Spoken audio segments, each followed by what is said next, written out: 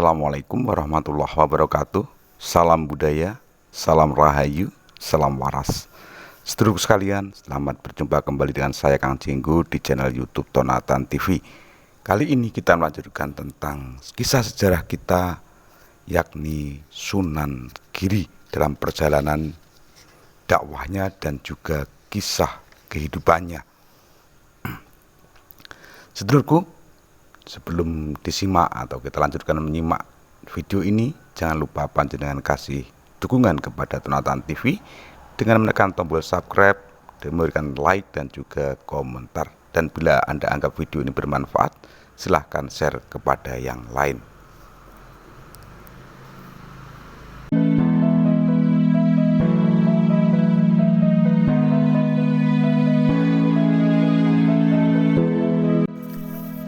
Pada suatu malam, ada sebuah perahu dagang dari Gresik melintasi Selat Bali. Ketika perahu itu berada di tengah-tengah Selat Bali, tiba-tiba terjadi keanehan. Perahu itu tidak dapat bergerak, maju tak bisa, mundur pun tak bisa. Nakoda memerintahkan awak kapal untuk memeriksa sebab-sebab kemacetan itu. Mungkinkah perahunya membentur batu karang? Setelah diperiksa, ternyata perahu itu hanya menabrak sebuah peti berukir indah, seperti peti milik kaum bangsawan yang digunakan menyimpan uang atau barang berharga. Nakoda memerintahkan mengambil peti tersebut. Di atas perahu, peti itu nampak mungil dibuka. Semua orang terkejut. Betapa tidak, karena di dalamnya terdapat seorang bayi yang bertubuh montok dan rupawan. Nakoda merasa gembira dapat menyelamatkan jiwa si bayi mungil itu, tapi juga mengutuk orang yang tega membuang bayi tersebut ke tengah samudra. Sungguh orang yang tidak berperi kemanusiaan. Nakoda kemudian memerintahkan awak kapal untuk melanjutkan pelayaran ke Pulau Bali. Tapi perahu tak dapat bergerak maju. Ketika perahu diputar dan diarahkan ke Gresik, ternyata perahu itu melaju dengan pesatnya.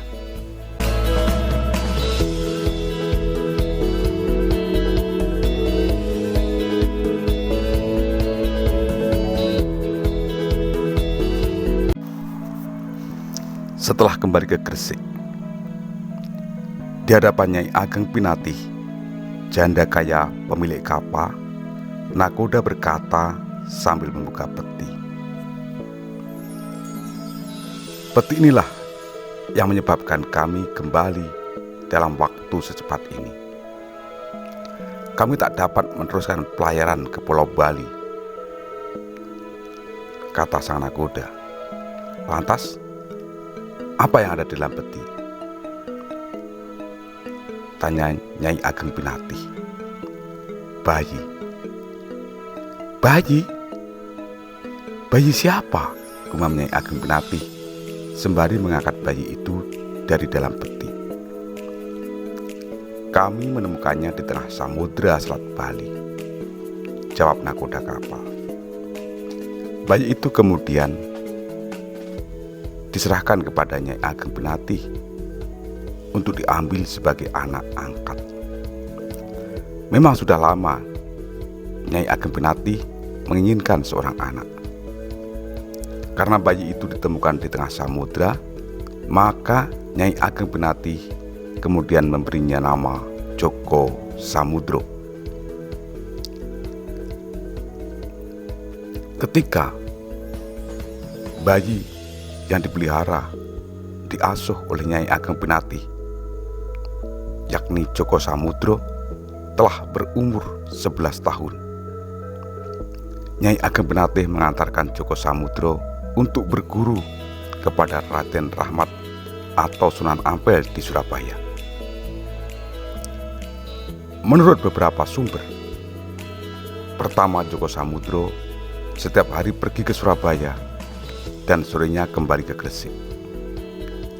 Sunan Ampel kemudian menyarankan agar anak itu mondok saja di pesantren Ampel Dento supaya lebih konsentrasi dalam mempelajari agama Islam. Pada suatu malam, seperti biasa, Raden Rahmat hendak mengambil air wudhu guna melaksanakan sholat tahajud, mendoakan murid-muridnya, dan mendoakan umat agar selamat di dunia dan akhirat. Sebelum berwudhu, Raden Rahmat menyempatkan diri melihat-lihat para santri yang tidur di asrama. Raden Rahmat terkejut. Betapa tidak, ada satu buah sinar terang memancar dari salah seorang santrinya.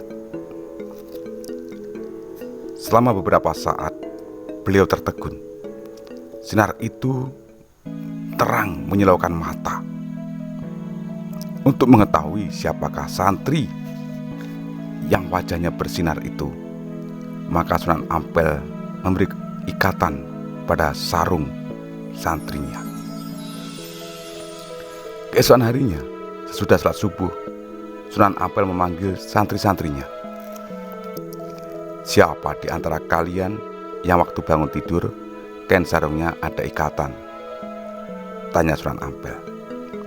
"Saya, Kanjeng Sunan, Acung Joko Samudro."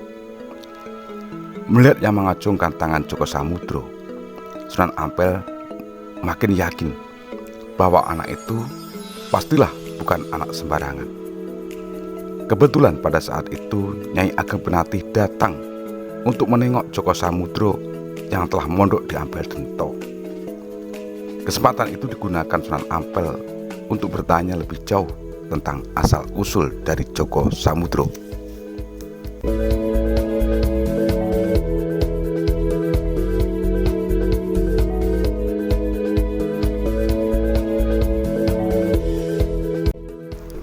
Nyai Ageng Pinatih menjawab sejujur-jujurnya bahwa Joko Samudro ditemukan di tengah Selat Bali ketika masih bayi, di dalam sebuah peti.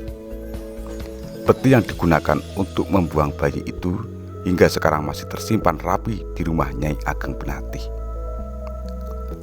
Teringat pada pesan Syekh Maulana Ishaq sebelum berangkat ke negeri Pasai, maka Sunan Ampel kemudian mengusulkan pada Nyai Ageng Pinatih agar nama anak itu diganti dengan nama Raden Paku. Nyai Ageng Pinatih menurut saja apa kata Sunan Ampel. Dia percaya penuh kepada wali besar yang sangat dihormati masyarakat, bahkan juga masih terhitung seorang pangeran dari Majapahit. Sedulurku sekalian, sewaktu mondok di pesantren Ampel Denta, Raden Paku sangat akrab bersahabat dengan putra Raden Rahmat yang bernama Raden Maktum Ibrahim. Keduanya bagai saudara kandung saja, saling menyayangi dan saling mengingatkan. Setelah berusia 16 tahun, kedua pemuda itu dianjurkan untuk menimba pengetahuan yang lebih tinggi di negeri seberang sambil meluaskan pengalaman.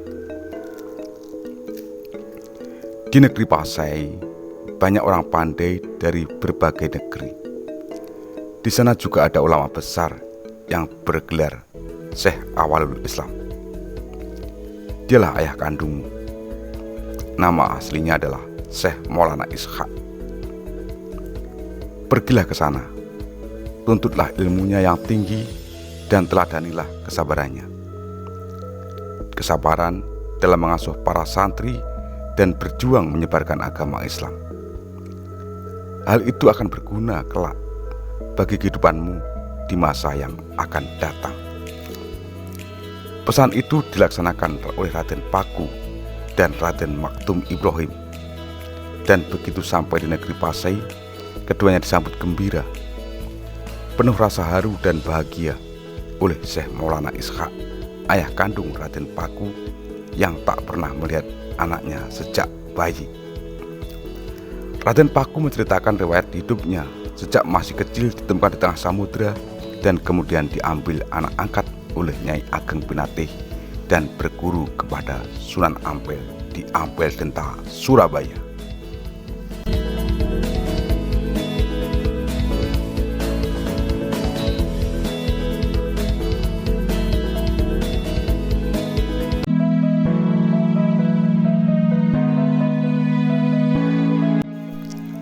Sebaliknya, Syekh Maulana Ishaq kemudian menceritakan pengalamannya di saat berdakwah di Belambangan, sehingga terpaksa harus meninggalkan istri yang sangat dicintainya. Raden Paku menangis sesenggukan mendengar kisah itu. Bukan menangisi kemalangan dirinya yang telah disia-siakan kakeknya, yaitu Prabu Menak Sembuyu, tetapi memikirkan nasib ibunya yang tak diketahui lagi tempatnya berada. Apakah ibunya masih hidup atau sudah meninggal dunia? Di negeri Pasai banyak ulama besar dari negara asing yang menetap dan membuka pelajaran agama Islam kepada penduduk setempat. Hal itu tidak disia-siakan Raden Paku dan Maulana Maktum Ibrahim. Kedua pemuda itu belajar agama dengan tekun, baik kepada Syekh Maulana Ishaq maupun kepada guru-guru agama lainnya. Ada yang beranggapan bahwa Raden Paku dikaruniai ilmu laduni, yaitu ilmu yang langsung berasal dari Tuhan, sehingga kecerdasan otaknya seolah tiada bandingnya. Di samping belajar ilmu tauhid, mereka juga mempelajari ilmu tasawuf dari ulama Iran, Baghdad, dan Gujarat yang banyak menetap di negeri Pasai. Ilmu yang dipelajari itu berpengaruh dan menjiwai kehidupan Raden Paku dalam perilakunya sehari-hari, sehingga kentara benar bila ia mempunyai ilmu tingkat tinggi. Ilmu yang sebenarnya hanya pantas dimiliki ulama yang berusia lanjut dan berpengalaman. Gurunya kemudian memberi gelar Syekh Maulana Ainul Yakin. Setelah 3 tahun berada di Pasai dan masa belajar itu sudah dianggap cukup oleh Syekh Maulana Ishaq, kedua pemuda itu diperintahkan kembali ke tanah Jawa oleh ayahnya. Oleh ayahnya, Raden Paku diberi sebuah bungkusan kain putih berisi tanah. Kelak, bila tiba masanya, dirikanlah pesantren di Gresik. Carilah tanah yang sama betul dengan tanah dalam bungkusan ini. Disitulah kau yang membangun pesantren. Demikian pesan ayahnya. Kedua pemuda itu kemudian kembali ke Surabaya, melaporkan segala pengalaman kepada Sunan Ampel. Sunan Ampel memerintahkan Maktum Ibrahim berdakwah ke daerah Tuban, sedang Raden Paku diperintah pulang ke Gresik, kembali ke ibu angkatnya, yaitu Nyai Ageng Pinatih.